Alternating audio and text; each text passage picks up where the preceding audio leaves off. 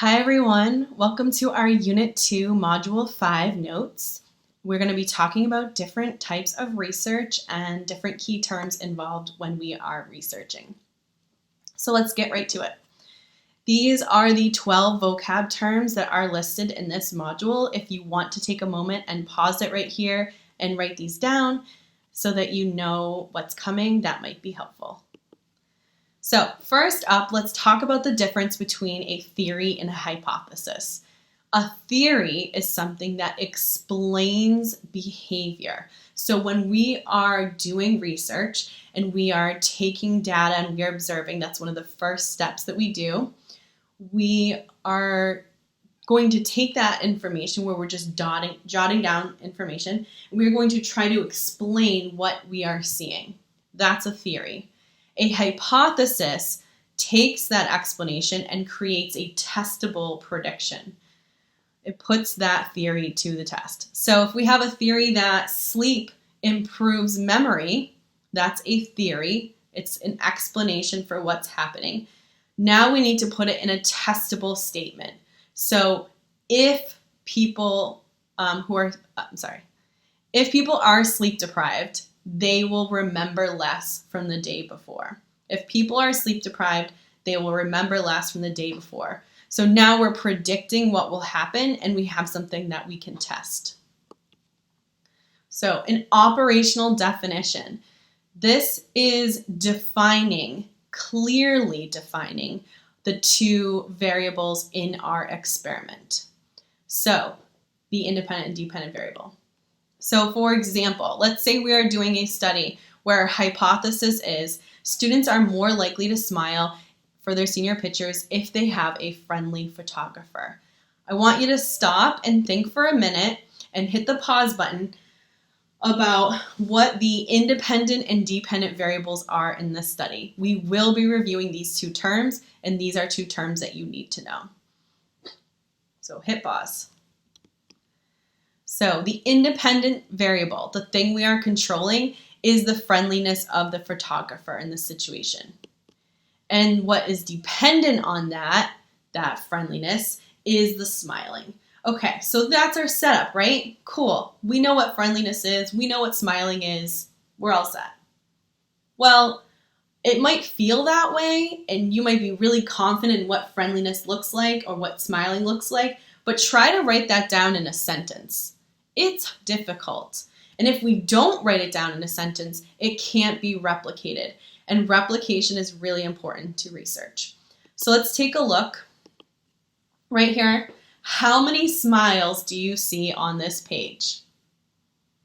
So you might look at some of them and say, oh yeah, like this is definitely a smile, and someone else might not. This guy right here in the middle, is he smiling? I mean, he's kind of smiling. I don't know. What would you say? What about this woman over here? Some people would say that those two people are smiling and some would not. So we really need to be clear on what that is. We need to operationally define. If you are reading a study and it says that, or an advertisement that says, such and such is the #1 top-rated school. I'm sure you're reading a lot of those right now as seniors. Well, what do they use to define as the best school? That's such an opinionated, subjective word, right? So maybe what they think as best isn't really important to you. So you really want to be an informed consumer. And so replication, like I said, is key to any research. If someone does a study and then it never gets replicated, those results are considered preliminary and we don't really do anything with it because it's just not enough information. We need to see that upon replication, we get the same results. And if we don't, why? What's happening? Because we're not proving this hypothesis then. Okay, difference between correlation and experimentation. An experiment has to have a variable that is manipulated. It is the only type of research in which you manipulate a variable. Write that down, that's important. Pause, rewind. A correlational study is something that takes variables and tries to find a relationship between them, something that's already present. You're not manipulating any variables. So for example, if you wanted to look at instances of premature births in women who smoke, this is my example in a few months ago, then you're not going to hand pregnant women a bunch of cigarettes in the experimental group, right? That's unethical, and there are many things that we just can't do, right? So we need to use correlational studies for that. And correlations show a relationship between two things, but they do not show causation. This is super important. Write this down as I've bolded and underlined it. Correlation does not imply causation. So what does that mean? You can't say that if a correlational study comes out, which it has, and says that people who eat breakfast do better in school. Oh, well, cool. I'm just going to eat my Wheaties and then I'll get A's. This is so easy, right? Wrong. Obviously, you can't just eat a good breakfast and get an A in class. There's way more involved in that. So there are other factors involved. So correlational studies just show us that there's a relationship, there's some sort of connection, but it doesn't show cause and effect. The only type of research that can show cause and effect is an experiment. The only type. Another type of research is a case study. So this is studying one person or one group in depth. It gives us a lot of information. Sometimes it's like a unique situation. So for example, Phineas Gage here in this middle picture with his one eye closed, he had a metal rod go through his face. He was a railroader, was laying railroad, and the metal pipe shot up through his face, through his head, lost a teacup size of brain, and they were like, this guy's gonna die. He did not die.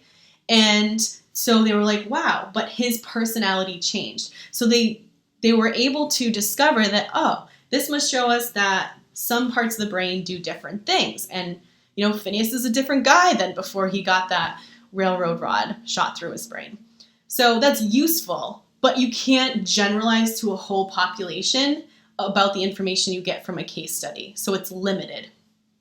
A naturalistic observation, so like Jane Goodall, she, you know, observed chimpanzees in their natural environment, and that gave us way more information than we ever had about them. So much information.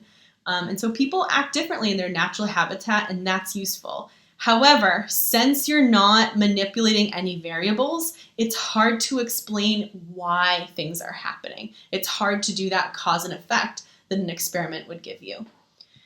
Surveys. I know you know what surveys are, so I'm not going to spend a lot of time on that, but these could be asking questions orally, it could be written down, but ultimately you are asking people questions and they are self-reporting the answers. So obviously, a downside to surveys is that they are self-reported. Maybe someone doesn't want to admit something, even in an anonymous survey, or they want to make themselves look better, they want to feel better, so they circle the one that makes them feel that way. Also, we have to be careful with surveys. If the news reports some information about what a survey says that people want, well, how was the question framed? This is a critical question that we need to ask, because framing the question differently gives us different results. People answer differently. If you are giving a medicine a treatment, and if you look in this little chart here, positive framing for treatment A, you could say 200 people will be saved by this medication in the study, right? Well, that sounds really good, right? Who doesn't want to save 200 people? But same results of the same medicine framed the other way, 400 people will die. Well, now I don't know how I feel about this medicine, right? Do I want to take this medicine? 200 people will be saved, 400 people will die, right? So depending on how something is framed, we make a different decision. Random sampling. So when we are taking our correlational study or our experiment, we will create a sample of the entire population. So if we want to study freshmen in college, we're not going to take every freshman in every college, right? We're going to take a representative sample. And in order for it to be representative, it needs to be at random that people are selected. So if you don't do that, you have sampling bias. So if you ask like a couple of people, you ask your mom, your dad, your dog, that's sampling bias. You're asking a couple of people, you got an answer. That's not enough, and it's not representative. So once we have that sample and we want to do an experiment, this is for experiments only, we want to randomly assign individuals to either the control group in our experiment or the experimental group. We do not want to say that, okay, everyone in this college, you're going to be in the control group, and everyone in this college, you're going to be in the experimental group. That would give us some biased results. That is not random assignment. That would have sampling bias there. So we want to control for any confounding variables between the two colleges. So those two words we're going to be practicing in class, but random sample and random assignment sound so similar. So really, pause and rewind these two terms and make sure you have a clear understanding of those before moving on. Okay, so what are our takeaways from this module? So theories connect observations, hypotheses predict. All variables in our studies must be operationally defined. And if we're the consumer, we should ask, how did you define smiling? How did you define those variables? All experiments need to be replicated. We cannot discern general truths from case studies. Naturalistic observations give information we could not otherwise gather, but they can't control variables, so they're limited that way. Wording, the way things are worded in surveys affects our results. That's called wording effects. And studies need to be representative samples in order to be accurate. So I hope that this has helped you navigate through Module 5. And next time we will be talking about Mod 6 and doing a little bit of more research. All right.